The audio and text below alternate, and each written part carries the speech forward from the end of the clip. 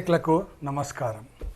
ఇప్పుడే అందిన bad news ఏంటంటే సల్మాన్ ఖాన్కు మళ్ళీ థ్రెటనింగ్ మెసేజ్ వచ్చినట్లు వార్త అందుతుంది.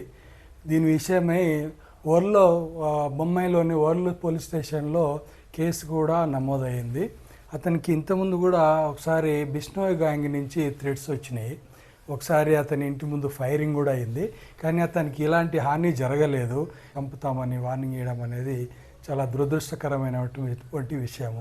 ఇది అతనికి ఎప్పుడో 20 సంవత్సరాల క్రితమో ఏమో జరిగిన 20 సంవత్సరాల క్రితం ఎప్పుడో జరిగినటువంటి బిష్నోయ్ గ్యాంగ్ అంటే వాళ్ళ కృష్ణలంక జింకలను అతను టబ్బు ఇంకా ఎవరో 2-3 హీరోయిన్లతో పాటు ఆ ఫారెస్ట్లోకి పోయి కృష్ణలంక జింకలను కాల్చిండనే దాని మీద కేసు ఫైల్ అయింది. అప్పుడెప్పుడు ఆ కేసు కోర్టులో ఉందనుకుంటా. ఒకసారి కొట్టేసిరో కూడా ఏమో కరెక్ట్గా తెలియదు దాని గురించి. కానీ అయితే ఇప్పుడు వాళ్ళని ఆ కృష్ణలంక జింకలను కొన్ని జాతుల వాళ్ళు వాటిని దేవతలుగా పూజిస్తారనే విషయము తెలుస్తుంది.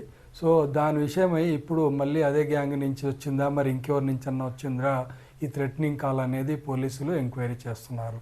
ఏది ఏమైనా ఇలాంటి దురదృష్టకరణలు జరగటం మన దేశంలో మంచిది కాదు.